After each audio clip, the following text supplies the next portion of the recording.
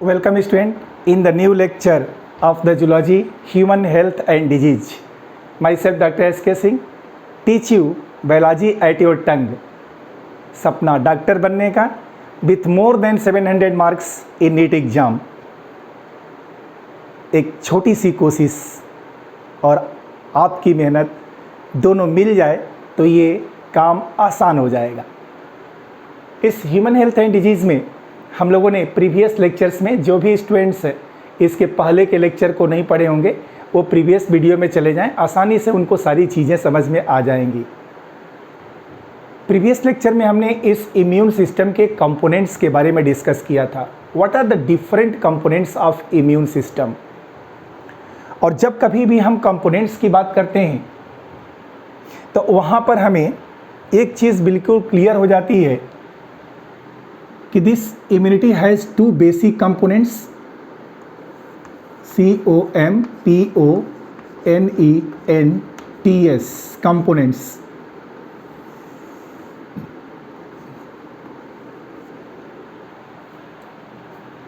The first component is AMIS.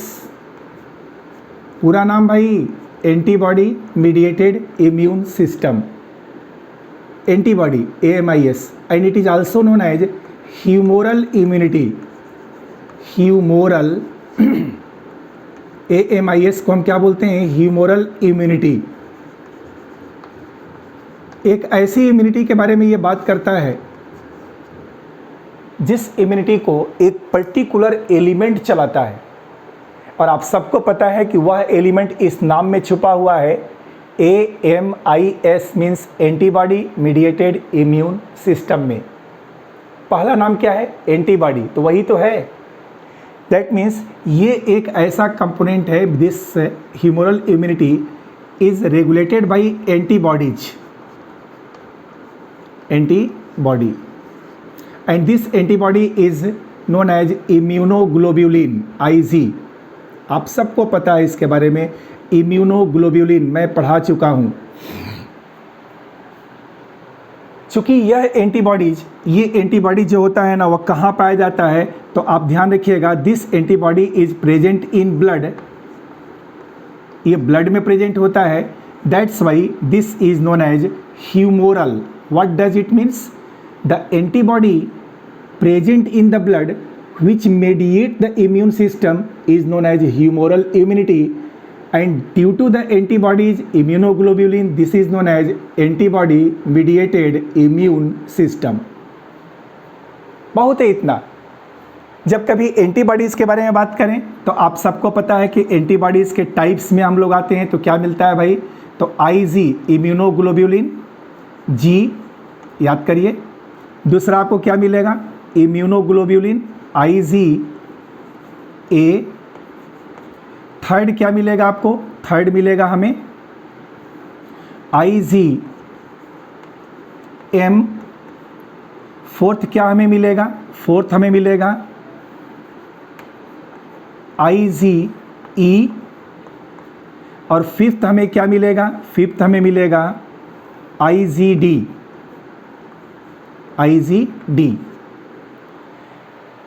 और इसको आप लर्न कैसे करेंगे ये बात आपको अच्छे से पता है.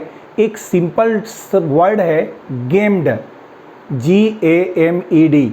और इस वर्ड के थ्रू आप इजीली याद कर जाएंगे कि कैसे एंटीबॉडीज़ को हम क्लासीफाई करते हैं. जो एंटीबॉडीज़ इस ब्लड में प्रेजेंट होती है. कहाँ प्रेजेंट है? तो इस ब्लड में प्रेजेंट है स्टूडेंट्स. नाम क्या मिला? पहला नाम मिला IgG. दूसरा नाम मिला IgA. तीसरा IgM. चौथा IgE. पांचवा IgD. GAMED. और ये सभी एंटीबॉडीज़ जो होते हैं ये ब्लड में पाए जाते हैं, इसलिए ये एंटीबॉडीज़ ह्यूमोरल एंटीबॉडीज़ कहलाते हैं. क्या कहलाते हैं? ह्यूमोरल. अगर इसको सबको एक साथ आपको लिखना पड़े तो आप इजीली लिख सकते हो. This one is known as HAB. क्या बोलेंगे इसको हम लोग? HAB मतलब ह्यूमोरल एंटीबॉडीज. Humoral antibodies. क्यों, फिर रिपीट करता हूँ, क्यों इसको ह्यूमरल आपने कहा? क्योंकि ये एक ऐसा प्रोटीन स्ट्रक्चर है जो ब्लड में पाया जाता है, इसलिए इसका नाम होता है humoral. How many types of antibody? 5 types, GAMED। अगर इस एंटीबॉडीज के थ्रू इम्यून सिस्टम चलेगा तो इसको हम बोलेंगे एंटीबॉडी मीडिएटेड इम्यून सिस्टम। अगर हम प्रॉपर्टी वाइज बात करें कि किस एंटीबॉडीज़ की क्या प्रॉपर्टी होती है तो मैं आपको बता दूं, IgG सबसे स्मॉलेस्ट, शब्दों को सुनिएगा, वर्ड्स को, B focus and concentrate. IgG पहला एंटीबॉडी है जो सबसे छोटा, smallest and most abundant antibodies होता है। ये इतना छोटा होता है कि मदर के प्लेसेंटा को क्रॉस करके फीटस को क्रॉस कर जाता है, और फीटस के प्लेसेंटा को, मदर और फीटस के बीच में प्लेसेंटा होता है, उस प्लेसेंटा को क्रॉस करके फीटस के अंदर जा कर के फीटस में पैसिव इम्यूनिटी प्रोवाइड करता है। बात आई समझ में? पैसिव इम्यूनिटी प्रोवाइड करता है कौन? IgG। क्वेश्चन पूछा कि कौन सा एंटीबॉडीज प्लेसेंटा को क्रॉस करके फीटस में पैसिव इम्यूनिटी प्रोवाइड करेगा, तो आंसर क्या होगा? IgG। सबसे छोटा है ना, तो पास कर जाएगा। IgA याद करने का सिंपल तरीका, सिक्रीटरी एंटीबॉडीज। सिक्रीटरी, हमारे बॉडी में जहाँ जहाँ भी सिक्रीशन होता है, स्वेट में, टीयर्स में होता है ना सिक्रीशन, मेमरी ग्लैंड से मिल्क का सिक्रीशन होता है, तो मिल्क के अंदर जो एंटीबॉडीज पाया जाता है उसका नाम क्या होता है? IgA। मदर मिल्क जो इनिशियल डेज होता है बच्चे के जन्म के बाद, उस इनिशियल डेज में, शुरू के दिनों में मदर मिल्क येलोइश कलर का होता है, उसको कोलोस्ट्रम कहा जाता है, और उस कोलोस्ट्रम के अंदर एक एंटीबॉडीज होता है जिसका नाम होता है IgA। इसको सिक्रीटरी एंटीबॉडीज कहते हैं।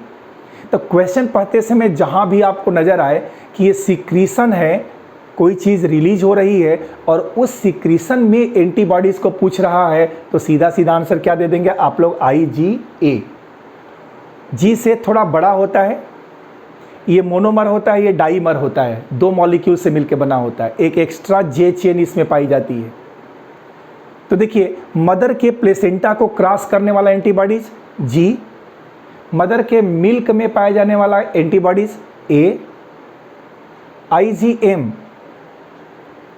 मैक्रोग्लोब्यूलिन होता है, साइज में सबसे बड़ा होता है, और इतना बड़ा होता है कि ये पेंटामर होता है। 5 एंटीबॉडीज एक साथ एक J चेन से जुड़े होते हैं, 5 एंटीबॉडीज पेंटामर, और साइज में बड़ा हो गया। बट ये ओल्डेस्ट वन एंटीबॉडीज है IgM। ये एक ऐसा एंटीबॉडीज है जब फीटस अपने अंदर पहली बार कोई एंटीबॉडीज अगर बनाता है तो उसका नाम होता है IgM। फर्स्ट एंटीबॉडीज IgM होता है। किसी एंटीजन से इंटरेक्शन के बाद से B सेल से जो एंटीबॉडीज पहली बार बनते हैं वो IgM होते हैं। ओल्डेस्ट वन एंटीबॉडीज होता है, और ऑप्सोनाइजेशन की प्रोसेस के लिए रिस्पॉन्सिबल होता है। मैं अलग लेक्चर में इसको डिटेल करूंगा, अभी नहीं। IgE एक ऐसा एंटीबॉडीज होता है जो एंटीबॉडीज एलर्जिक रिएक्शन के लिए, एलर्जी जो बॉडी में होती है ना, इस एलर्जिक रिएक्शन के लिए रिस्पॉन्सिबल होता है, 0.1% में होता है। ये जो ब्लड की बेसोफिल सेल्स होती हैं उनसे सिक्रीट होता है। और IgD फंक्शन इसका अननोन है, बट ये B सेल के सरफेस पर पाया जाता है, 0.2% इसका अमाउंट होता है। तो स्टूडेंट्स, ये जनरल रैपिड रिवीजन था कि जो प्रीवियस वीडियो में मैंने आपको बताया था कि कंपोनेंट्स इम्यूनिटी के 2 हैं, इसमें से एक है AMIS जिसको ह्यूमोरल इम्यूनिटी कहते हैं। यह ह्यूमोरल इम्यूनिटी एंटीबॉडीज़ के द्वारा चलती है जिसका नाम IG होता है, इम्यूनोग्लोब्यूलिन होता है, और ये इम्यूनोग्लोबुलिन ब्लड में पाए जाते हैं, इसीलिए इसका नाम ह्यूमोरल होता है। 5 तरह के होते हैं। सबसे छोटा ये होता है, सिक्रिटरी ये होता है, सबसे बड़ा ये होता है, एलर्जी काज करने वाला ये होता है। तो हमने पहले एंटीबॉडीज़, पहले कंपोनेंट जिसमें कि एंटीबॉडीज़ के द्वारा ये सिस्टम चलेगा, ये मैंने आपको बताया। आइए आज मैं आपको बता रहा हूँ सेकेंड कंपोनेंट जिसका नाम है क्या, CMIS। तो लिख देता हूँ मैं, लिखने में क्या हर्ज है, आप भी देखिए। कंपोनेंट है CMIS। This is known as cell mediated immunity, cell mediated immune system. ये सेल मीडिएटेड इम्यून सिस्टम है। कुछ नए स्टूडेंट जो पहली बार इस वीडियो को ओपन कर रहे होंगे उनको लग रहा हो कि ये बड़ा जल्दी मैंने बता दिया। नहीं भाई, ये मैं इसको रिवाइज कर रहा था। इसके बारे में डिटेल AMIS के बारे में वो प्रीवियस वीडियो में है, उसको पहले वाले वीडियो को ओपन करिए, उसको देख लीजिए, तब आपको डिटेल समझ में आ जाएगा। इस लेक्चर में मैं इसको सिर्फ बैक वाली चीज़ों को रिवाइज कर रहा था, इसको अब डिटेल कर रहे हैं। CMIS that means cell mediated immune system, cell mediated immune system. अब यहाँ पर हमें क्या समझना है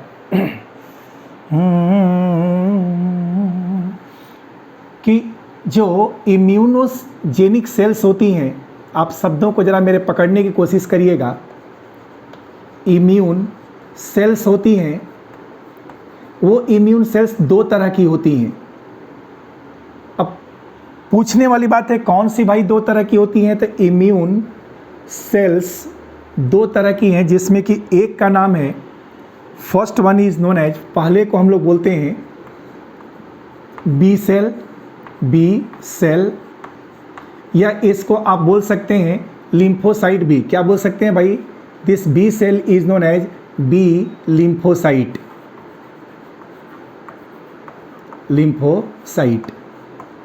ठीक है ना। अच्छा, दूसरी जो इम्यूनोजेनिक सेल्स होगी उसका नाम होगा टी सेल,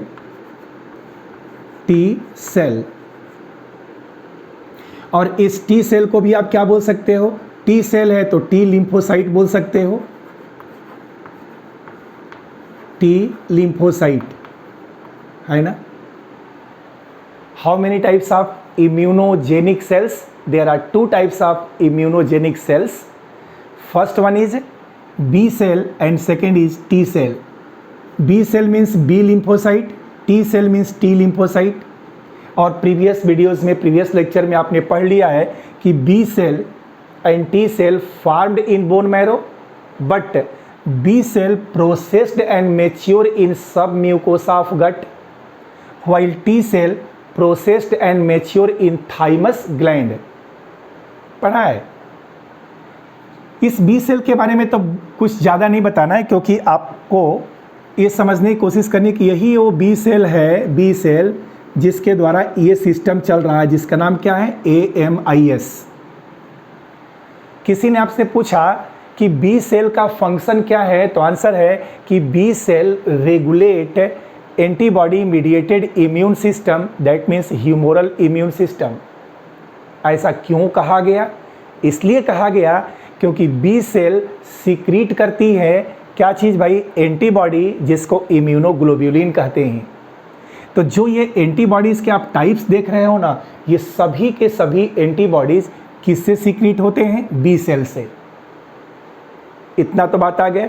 अब आइए मैं टी सेल के बारे में बात करता हूँ, जिस टी सेल के बारे में। ये टी सेल कौन सी सेल्स होगी, तो फिर इसको ले आइए।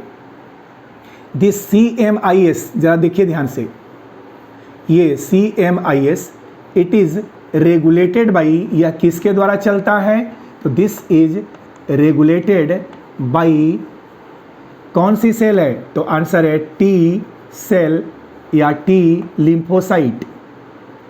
आई बात समझ में क्या, कि अगर हम AMIS की बात करेंगे तो AMIS किससे चलेगा, बी सेल से, और जब कभी हम CMIS की बात करेंगे, सेल मीडिएटेड इम्यून सिस्टम की बात करेंगे, तो किसे चलेगा?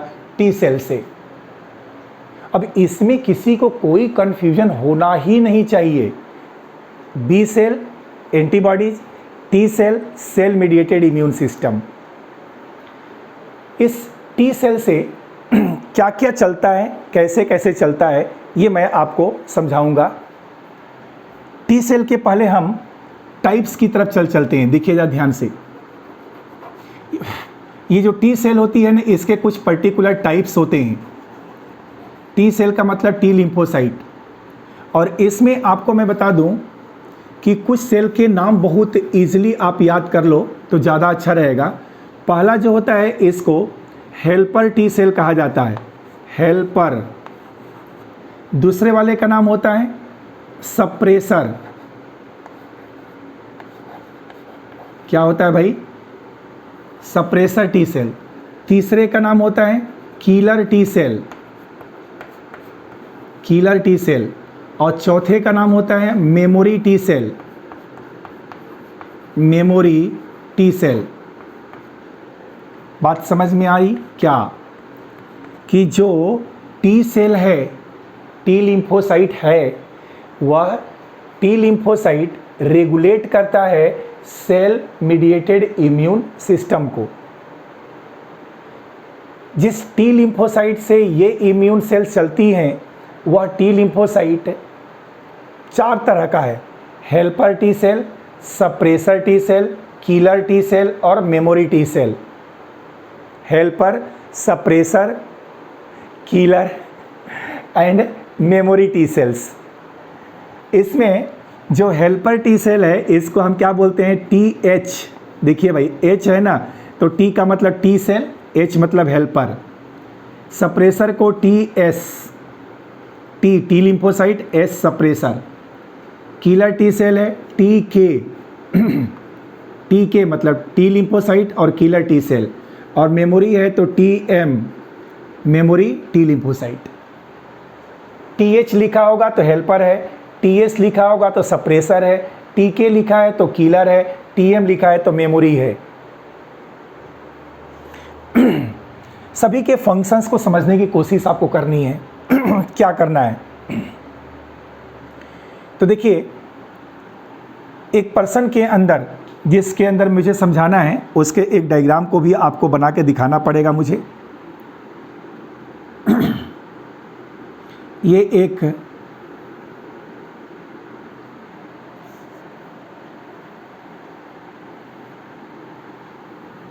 देखिए भाई, ये है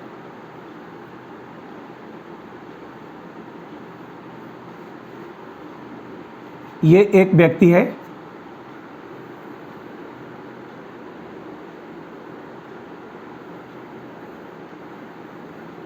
ये किसी पर्सन का। जो मैं इसको समझाता हूँ ना, तो मेरे मकसद ये होता है कि मैं एक बॉडी के रेस्पेक्ट में आपको चीज़ों को समझा सकूं।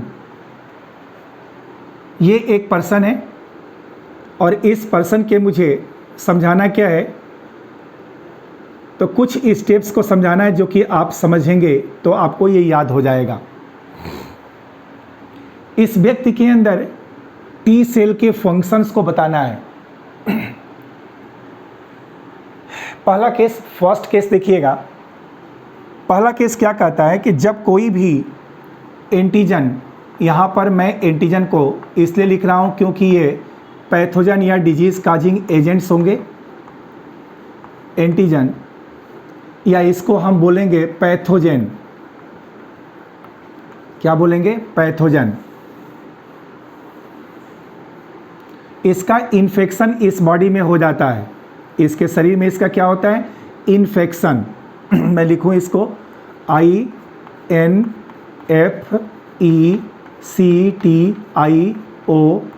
इन्फेक्शन हो गया। ये कोई एक एंटीजन है, एंटीजन मीन्स पैथोजन है, इसके शरीर में इन्फेक्शन हो गया। तो हम लोग क्या देखेंगे कि जो ये एंटीजन इसके शरीर में आया हुआ है, ये this is the antigen, AG मैं बार बार बोलता हूँ, एंटीजन को कहा जाता है, शॉर्ट फॉर्म होता है। अब इस एंटीजन के रेस्पेक्ट में बॉडी में क्या आएंगी तो ये बी सेल आएंगी पहले एंटीजन के रेस्पेक्ट में पहले क्या आएंगी, B cell, this one is the B cell. और ये बी सेल की विशेषता क्या है भाई, तो ये बी सेल इस एंटीबॉडीज़ को सीक्रेट करेगा। क्या सीक्रेट करेगा, तो आप देखिए डायग्रामेटिकली एक पर्टिकुलर प्रोटीन का स्ट्रक्चर सीक्रेट करेगा ये बी सेल, और इसका नाम होगा एंटीबॉडी। ये एंटीबॉडीज कौन बनाएगा, तो ये बी सेल बनाएगा ऐसे, ठीक है ना। इतना आप समझ रहे होंगे कि जब कोई एंटीजन का इन्फेक्शन होता है तो इस एंटीजन को किल करने के लिए पहले बी लिम्फोसाइट आता है, और बी लिम्फोसाइट एंटीबॉडी सीक्रेट करता है, और यह एंटीबॉडीज इस एंटीजन को किल करता है। इतना तो आपने सुना होगा। फिर बाकी चीज़ें अलग है कि बी सेल पहले प्लाज्मा सेल में कन्वर्ट होगी, फिर इसको काम करेगी। लेकिन दूसरी बात ये क्या है, जो बहुत ही कॉन्सेप्चुअल पॉइंट्स हैं, कि यह बी सेल किसी एंटीजन के रेस्पेक्ट में एंटीबॉडीज़ को डायरेक्ट अपने आप नहीं बना सकती। इसके लिए हेल्पर टी सेल की ज़रूरत पड़ेगी। तो अब देखिए कहानी कुछ बदली कि यहाँ पर एक सेल आई। इस सेल को देखिए, नाम क्या है, टी एच मतलब आप समझ रहे हैं ना, हेल्पर टी सेल। और ये हेल्पर टी सेल इस बी सेल को हेल्प किया। किसको किया help to B cell. This help किसको, तो बी सेल को। और जब ये हेल्पर टी सेल इस बी सेल की हेल्प करेगी, देन बी सेल क्या सीक्रेट करेगी, एंटीबॉडीज, और यह एंटीबॉडीज इस एंटीजन को मार देगा। इससे आपको क्या सीख मिली कि ये बी सेल एंटीबॉडीज तो जरूर बनाएगा, बट ये एंटीबॉडीज तब तक नहीं बनेगा जब तक कि helper T cell T H देखिएगा, ये हेल्पर टी सेल इस बी सेल की हेल्प ना कर ले। लेकिन ये भी सच है कि ये टी सेल एंटीबॉडीज को नहीं बनाएगी। T cell do not form antibodies but help to B cell to produce antibodies. तो यहाँ पर हेल्पर टी सेल का फंक्शन समझ में आ रहा है। क्या आ रहा है भाई, आ रहा है कि अगर कभी भी एंटीबॉडीज़ के सिक्रीशन की बात होगी तो helper T cell B cell को हेल्प करेगी, तब जाकर के बी सेल एंटीबॉडीज़ बनाएगी, और यह एंटीबॉडीज़ इस एंटीजन को किल करेगा। And that is most important. कभी कभी क्या होता है मैं आपको बताऊं, एड्स के जो पेशेंट होते हैं, एड्स के पेशेंट में जो HIV वायरस होता है, वह HIV वायरस इसी हेल्पर टी सेल को किल कर देता है।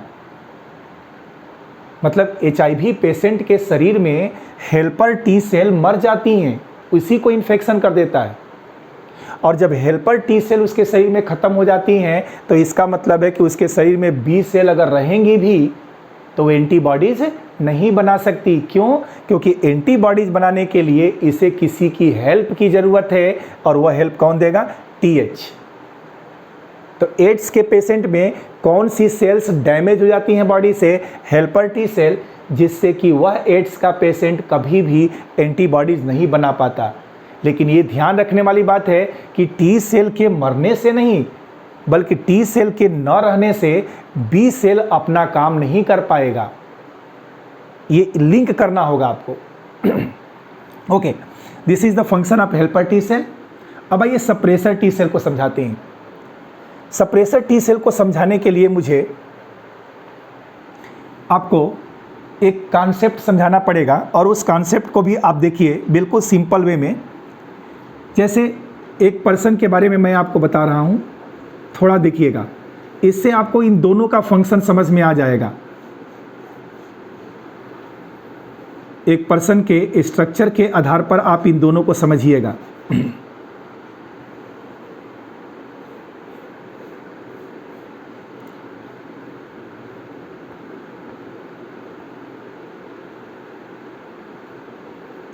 ये एक दूसरा पर्सन है, और इस पर्सन के अंदर मुझे किलर और सप्रेसर दोनों के फंक्शन को समझाना है। क्या होता है कि जब यह आदमी, ये जो पर्सन है ना, यह पर्सन एज्ड हो जाए, एज्ड का मतलब ओल्ड हो जाए, ओल्ड एज का हो जाए, तो ओल्ड एज के इस पर्सन में या किसी बीमारी की वजह से भी हो सकता है, कोई परेशानी उसको हो, उसके अंदर कई ऐसे आर्गन होते हैं जैसे हार्ट, HEART, लीवर, किडनी, या बहुत सारा पॉपुलर केस में स्किन भी होता है, स्किन उसकी खराब हो जाए। आप देखिए ना इस स्ट्रक्चर को जो मैं बता रहा हूँ, ओल्ड एज हो जाए या फिर कोई ये पेशेंट हो जाए, PATIENT, पेशेंट हो जाए, दोनों में से कुछ भी हो सकता है, पेशेंट हो या आर मैं कर देता हूँ, और ये एज्ड पर्सन हो, ओल्ड एज का हो, तो उसके अंदर हार्ट, लीवर, किडनी, स्किन जैसे बहुत सारे ऐसे आर्गन होते हैं जो आर्गन सेटिस्फैक्ट्री वर्क प्ले नहीं करते, सेटिस्फैक्ट्री फंक्शंस नहीं करते, जितना इस व्यक्ति को जिंदा रहने के लिए ज़रूरी है उतना फंक्शन वो नहीं कर पाते। समझने की कंडीशन ही, हमारी बुक NCERT ने इसको बहुत बाकायदे इसी चीज़ को लिखा है कि इन ए पेशेंट और in old age person some of the organs like heart, liver, kidney and skin do not function satisfactory. At that time the organ transplantation is the ultimate way for their survival of the life. और ऐसे case में एक solution बताया जाता है, अगर ये काम ना करें, नॉट फंक्शन, ध्यान रखिएगा, नॉट फंक्शन, अगर ये काम नहीं करेगा, हो सकता है नीचे की तरफ आपको ना दिखे बट मेरे सेंटेंस को समझिएगा, not function, then one of the way is organ transplantation, organ transplantation. क्या करेंगे इसके लिए? ऑर्गन को ट्रांसप्लांट कराएंगे इसमें। अगर हार्ट खराब है तो हार्ट लगाएंगे, लीवर खराब है तो लीवर लगाएंगे, किडनी खराब है तो किडनी लगाएंगे, स्किन बर्न हो गई है, जल गई है तो स्किन को ग्राफ्ट करेंगे। इस केस में क्या मिलता है कि जैसे ही कोई हम बाहरी आर्गन को देखिएगा ध्यान से, अब इसमें हम किसी बाहरी आर्गन को यहाँ पर ट्रांसप्लांट कर देते हैं। क्या किया मैंने? एक आर्गन को ट्रांसप्लांट कर दिया। जाइए नहीं, बहुत कॉन्सेप्ट इसका क्लियर, यही चीज़ आपको याद करनी है तो मैं बता रहा हूँ कि जब ये कोई में इनमें से कोई भी आर्गन सेटिस्फैक्ट्री रोल प्ले नहीं करेगा जो इस आदमी के जीवन की नीड है, आवश्यकता है, तो एक रास्ता बचता है कि पहले तो इलाज किया जाए, ठीक हो जाए, इलाज से भी ठीक ना हो तो अल्टीमेट कह रहा है, अल्टीमेट सॉल्यूशन क्या है? उस आर्गन का ट्रांसप्लांटेशन कर दिया जाए। सपोज करो कोई एक्स पर्सन है और इस पर्सन के अंदर एक आर्गन को ट्रांसप्लांट किया गया। अब क्या है यहाँ की कहानी विचित्र है। क्या भाई? तो इस पर्सन के अंदर जो इम्यून सिस्टम है ना, अब देखिए ट्रांसप्लांट किया गया आर्गन, ट्रांसप्लांट एन ऑर्गन, एक आर्गन को ट्रांसप्लांट किया गया, तो इस शरीर के अंदर एक इम्यून सिस्टम है। इसके अंदर क्या है? Immune system. और ये इम्यून सिस्टम क्या करता है भाई? तो ये इम्यून सिस्टम सेल्फ और नॉन सेल्फ, हम लोगों ने पढ़ा है क्या चीज़ भाई? सेल्फ और नॉन सेल्फ के बीच में डिस्क्रिमिनेशन कर देता है। The immune system of a body have ability to discriminate self and non self. तो जो आर्गन इस व्यक्ति के शरीर में डाला गया है वह आर्गन इसका अपना तो था नहीं, क्योंकि अपना तो खराब हो चुका है, तो हमने बाहर से आर्गन को इसमें डाला है, तो इसका मतलब इस व्यक्ति के अंदर ये आर्गन कैसा है? नॉन सेल्फ है। तो ये इम्यून सिस्टम जो इसका होगा वह इन दोनों के बीच में डिस्क्रिमिनेट करेगा और ये बाहर से डाले गए आर्गन ग्राफ्ट को क्या करेगा? तो ये डिस्कार्ड कर देगा, रिजेक्ट कर देगा, इसे एक्सेप्ट ही नहीं होने देगा। समझ रहे बात को ना? तो ये इम्यून सिस्टम का रोल ऐसा है कि इस व्यक्ति के इस आर्गन ग्राफ्ट को क्या करेगा, रिजेक्ट कर देगा, ग्राफ्ट को रिजेक्ट कर देना। क्यों? क्योंकि ये immune system have ability to discriminate self and non self. That means यहाँ क्या रिजल्ट मिलेगा, अगर ये इम्यून सिस्टम काम करने लगा तो उस समय इसकी इतनी मेहनत से इस आर्गन को लगाया गया है ना, वो आर्गन क्या हो जाएगा, रिजेक्ट।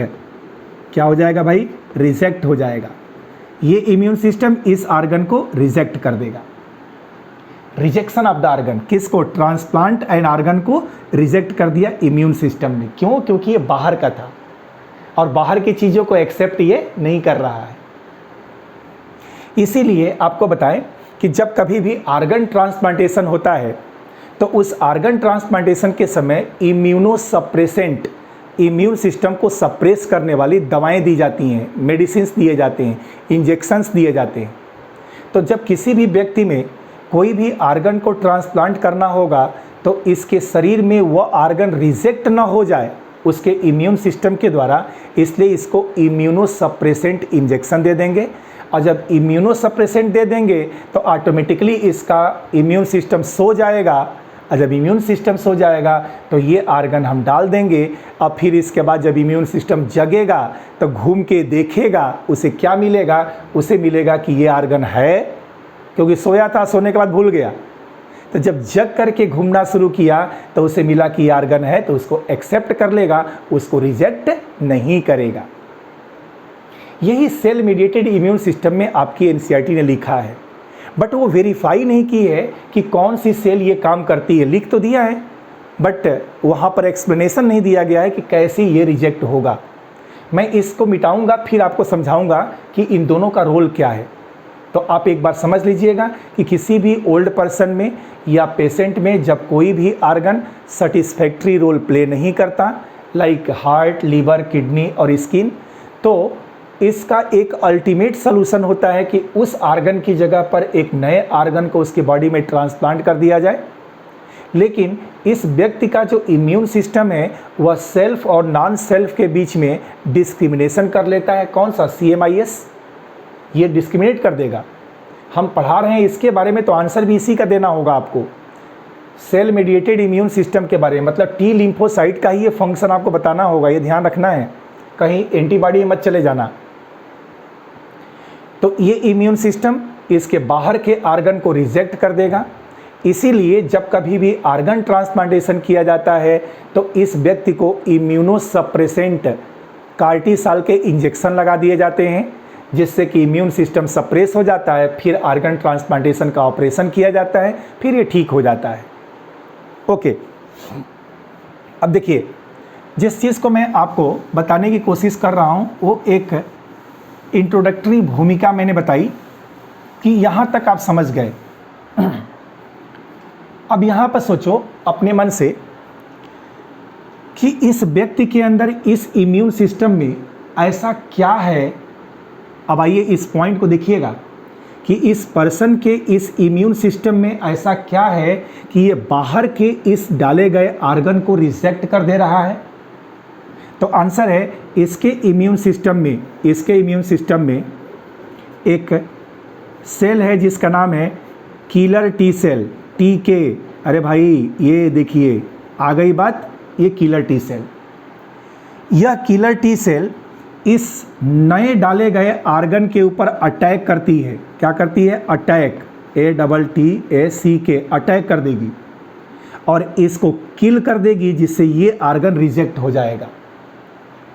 तो इस किलर टी सेल की विशेषता क्या मिली हमें? तो ऐसा मिला कि जब कभी भी इस व्यक्ति के अंदर कोई आर्गन ट्रांसप्लांटेशन हो तो उस आर्गन ट्रांसप्लांटेशन को रिजेक्ट करने में सबसे बड़ा रोल कौन प्ले करता है? किलर टी सेल करती हैं। इतना हुआ। हेल्पर का फंक्शन तो समझ लिया आपने। अब हेल्पर के फंक्शन में क्या होगा? तो ये हेल्पर टी सेल एंटीबॉडीज बनाएंगी नहीं, बल्कि बी सेल को, देखिए हेल्पर टी सेल यहाँ पर है ये helper T cell B cell की हेल्प करेंगी किसको बनाने में? एंटीबॉडीज़ को बनाने में। किलर टी सेल ने क्या किया? तो बाहर से जब ऑपरेशन के द्वारा कोई आर्गन डाला जा रहा था तो उस ग्राफ्ट को के ऊपर अटैक करके उसको किल करने का काम किसने किया? किलर टी सेल ने। एक और चीज़ समझिएगा, ये केवल शरीर के ग्राफ्टेड आर्गन को ही नहीं मारती, बल्कि शरीर के अंदर अगर कोई बैक्टीरिया, वायरस, फंजाई इस तरह से इन्फेक्शन हो चुका, मतलब किसका? बैक्टीरिया का, वायरस का और फंजाई का, तो ये किलर टी सेल इन तीनों के ऊपर अटैक करके इन तीनों को भी किल कर देती है। क्या कर देती है? किल्ड, मार देगी। तो ये भी चीज़ ध्यान रखना है कि ये अपने आर्गन को तो मारेगी ही मारेगी, मतलब अपने शरीर में जो आर्गन, ये भी तो बाहरी ही था, ये बाहरी एजेंट को तो किल करेगा ही करेगा, साथ साथ ये शरीर में इन्फेक्शन करने वाले बैक्टीरिया, वायरस और फंजाई को भी किल कर देगा। कैसे कर देगा? तो ये किलर टी सेल एक परफोरिन प्रोटीन रिलीज़ करती है। परफोरिन प्रोटीन के द्वारा इनमें होल बन जाता है, उस होल से इसमें पानी जाता है, ये फूल जाते हैं और फट जाते हैं। और जब ये फट जाएंगे तो मैक्रोफेजेज की सेल इस जगह पर आएंगी और वो मैक्रोफेजेज की सेल उस रप्चर्ड या डैमेज और डेड टिश्यूज को, सेल्स को खा जाएंगी। देखिए ये स्टेप है, ध्यान से इसको आप समझने की कोशिश करिए। मैं साइड में हूँ जिससे कि आप डायग्रामेटिकली 2 मिनट तक इसके हेल्पर और किलर को समझ लें, क्योंकि बाकी का रोल उसी पर डिपेंडेंट है। बाकी जो भी रोल होगा ना कहीं और नहीं, उसी पर डिपेंडेंट होगा।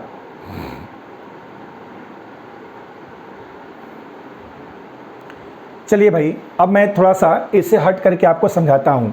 देखिए, killer T cell kill the reject, graft को रिजेक्ट करने का काम। अगर मान लो किलर नहीं दिया तो टी सेल याद रखना कि टी सेल ग्राफ को रिजेक्ट कर देता है। टी सेल बी सेल की हेल्प करके एंटीबॉडीज बनाता है। अगर टाइप दिया है तो ठीक ठीक, नहीं दिया तो कोई फर्क नहीं पड़ता। ये सारा आंसर किसका होगा? टी सेल का होगा, है ना। अब देखिए दूसरी बात समझाते हैं। इसको भी चलिए, इसको मैं मिटा देता हूं।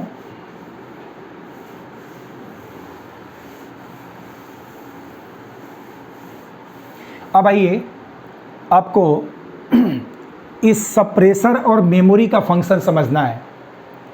सप्रेसर और मेमोरी के फंक्शन को समझने के लिए फिर उसी फॉर्मेट में हम लोग चलें। क्या चीज़? एक पर्सन का शरीर ले लेते हैं, ये एक पर्सन है।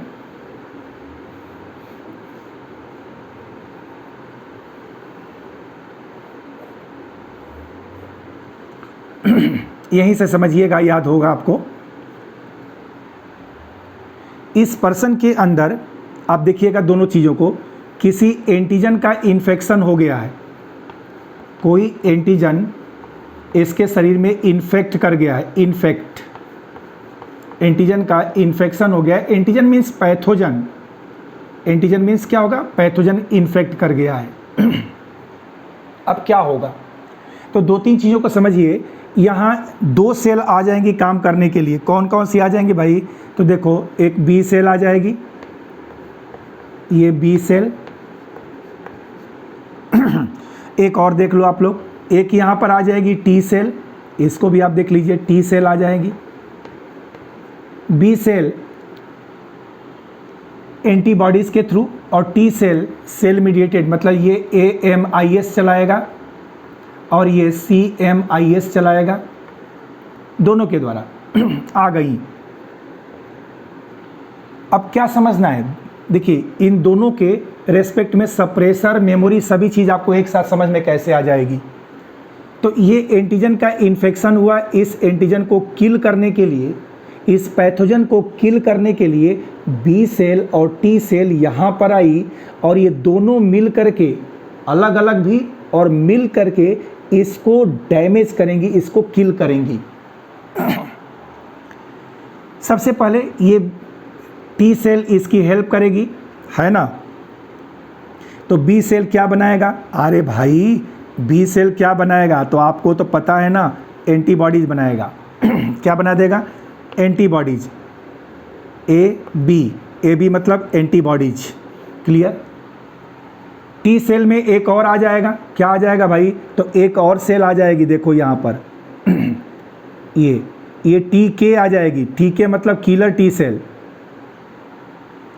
एक एंटीबॉडीज, बी सेल से क्या आया, एंटीबॉडीज, और टी में किलर आ गया, टी से क्या आ गया, किलर, और ये दोनों मिल करके इसको किल कर देंगे। देखिए अब क्या करता हूं मैं, ये भी इसके ऊपर अटैक करेगा और किलर भी इसके ऊपर अटैक करेगा, और दोनों इसके ऊपर अटैक करके इसको किल्ड, मार देंगे, किल देम, मार दिए। और जब ये एंटीजन मर गया तो ये व्यक्ति स्वस्थ हो गया। एकदम सिंपल, बिल्कुल लेमैन लैंग्वेज है कि कभी भी कोई एंटीजन का इन्फेक्शन हो तो उस व्यक्ति के शरीर में एक बी सेल आएगी और एक टी सेल आएगी। बी सेल एंटीबॉडीज बनाएगी, देखिए ना ये एंटीबॉडीज, और टी सेल की में किलर टी सेल आ जाएगी, दोनों मिल करके इस एंटीजन को किल कर देंगे, जिससे यह व्यक्ति स्वस्थ हो जाएगा। लेकिन अब यहाँ थोड़ा समझना है क्या, कि जब ये एंटीजन मर जाएगा और यह व्यक्ति स्वस्थ हो जाएगा तो क्या ये बी सेल इस एंटीबॉडीज़ को बनाना बंद कर देगी? क्या ये किलर टी सेल अपना काम बंद कर देगी? नेचुरली बंद कर देना चाहिए इसको। लेकिन कभी कभी कुछ लोगों में ऐसा होता है, कुछ लोगों में डिजीज है एक ऑटो इम्यून डिजीज, उसमें क्या होता है, यह एंटीबॉडीज एंटीजन को किल करने के बाद, यह किलर टी सेल एंटीजन को किल करने के बाद शरीर के अपने ही खुद के सेल्स को, टिश्यू को, आर्गन को, प्रोटीन को किल करने लगती हैं। भाई इतना ये सेंसिटाइज हैं कि ये इसको तो मारेंगे ही मारेंगी, साथ साथ ये जब ख़त्म हो जाएगा तो इसको मारने के लिए कुछ चाहिए, तो कहाँ मिलेगा इसको, एंटीजन तो उतना मिलेगा नहीं। तो फिर इस व्यक्ति के अपने ही प्रोटीन को मारने लगेंगी, इसकी सेल्स को मारने लगेंगी, इसके टिश्यू को मारने लगेंगी, इसके आर्गन को मारने लगेंगी, और यह व्यक्ति ऑटो इम्यून डिजीज से सफ़र करने लगेगा, रोग हो जाएगा। तो आफ्टर एनकाउंटर होने के बाद जरूरी क्या है, तो जो ये एक्टिव सिस्टम चल रहा है, इस एक्टिव सिस्टम को सप्रेस करना है कि भैया अब रहने दो, काम हो चुका है, अब जाओ अपने अपने घर तुम लोग। और यहाँ पर रोल होता है सप्रेसर का कि जैसे ही बी सेल की एंटीबॉडीज़ के द्वारा और टी सेल की किलर टी सेल के द्वारा किसी एंटीजन का एनकाउंटर हो जाता है, तो फिर सप्रेसर टी सेल आती है और इस पूरे सिस्टम को सप्रेस कर देती है कि अब आगे आपको काम नहीं करना है, जिससे कि फिर ये सप्रेस हो जाएंगे। तो इस व्यक्ति के खुद का प्रोटीन, खुद की सेल्स और खुद का जो स्ट्रक्चर है वो सुरक्षित रहेगा। तो एक एक्टिव इम्यून सिस्टम को सप्रेस करने का काम कौन करेगा, सप्रेसर टी सेल करेंगी, ठीक है ना। और अंत में ये मेमोरी की बात आती है, तो ये एक ऐसी सेल होती है जो इस पूरे एनकाउंटर में कि हेल्पर क्या कर रहा है, तो आंसर है बी सेल की हेल्प कर रहा है। सप्रेसर क्या कर रहा है, तो एक्टिव इम्यून सिस्टम जब एनकाउंटर कर लेता है तो पूरे सिस्टम को सप्रेस कर रहा है। किलर क्या कर रहा है, तो बाहर से आने वाले किसी भी आर्गन ग्राफ्ट को और एंटीजन को किल कर रहा है। इन सब के एनकाउंटर की मेमोरी को रिटेन कर लेगा और फ्यूचर के लिए, भविष्य के लिए सुरक्षित रखेगा हमारे शरीर को, कि फिर से ऐसा कुछ हुआ तो इतनी लंबी प्रक्रिया ना करनी पड़े, तुरंत ये मेमोरी सेल जाए और सारा काम इमीडिएटली करके ख़त्म कर दे। तो देखिए स्टूडेंट्स, आज के लेक्चर में जो मैंने आपको समझाया वो बेसिकली CMIS था, बट इसके पहले मैंने यहाँ से स्टार्ट किया था, just a rapid revision for 2 minutes only, कि इम्यूनिटी में 2 सिस्टम होते हैं, 2 कंपोनेंट्स होते हैं, AMIS और CMIS। AMIS को ह्यूमोरल इम्यूनिटी कहा जाता है, जो एंटीबॉडीज़ के द्वारा चलती है। एंटीबॉडीज़ ब्लड में पाए जाते हैं, इसलिए इसको ह्यूमोरल कहा जाता है। ये एंटीबॉडीज़ 5 टाइप्स के होते हैं, गेम्ड वर्ड से इसको याद करते हैं। जिसमें कि पहला IgG होता है, सबसे छोटा होता है, मोस्ट एबंडेंट होता है, और मदर और बच्चे के बीच का जो प्लेसेंटा होता है उस प्लेसेंटा को क्रॉस करके बच्चे के शरीर में जाता है और बच्चे में पैसिव इम्यूनिटी प्रोवाइड करता है। IgA सिक्रीटरी है, सिक्रीशन में पाया जाता है। ये मदर मिल्क में पाया जाता है, जिस मिल्क को बच्चा सक करता है तो बच्चे में IgA एंटीबॉडीज पहुंचता है और उसमें पैसिव इम्यूनिटी क्रिएट करता है। IgM सबसे बड़े साइज का है, ऑप्सोनाइजेशन की प्रक्रिया करता है, पेंटामर नेचर है, ओल्डेस्ट वन है और बी सेल के सरफेस पर पाया जाता है। IgE ये एलर्जिक रिएक्शन काज करने वाले एंटीबॉडीज होते हैं। डी का फंक्शन नोन नहीं है। CMIS cell mediated immune system, इसमें ये रेगुलेट होता है टी सेल के द्वारा। टी सेल 4 प्रकार की होती हैं, helper T cell, suppressor T cell, killer T cell और memory T cell. Helper T cell B cell की हेल्प करती है एंटीबॉडीज बनाने में, बट खुद एंटीबॉडी सीक्रेट नहीं करती। सप्रेसर टी सेल एक पर्सन के अंदर एक्टिव इम्यून सिस्टम को सप्रेस करके ऑटो इम्यून डिजीज से बॉडी की सुरक्षा करती हैं। किलर टी सेल बाहर से डाले गए आर्गन्स और बाहर से इन्फेक्ट करने वाले एंटीजेंस को किल कर देती हैं। और मेमोरी टी सेल्स ये पूरे टी सेल के एनकाउंटर की हिस्ट्री को रिटेन करती है और आगे फ्यूचर में इमीडिएट रिएक्शन करके शरीर की सुरक्षा करती है। This is the end of lecture students. क्या सपना डॉक्टर बनने का with score more than 700+ mark? Be concentrate and learn all the concept accurately and perfectly. Myself Dr. S.K. Singh. Bye.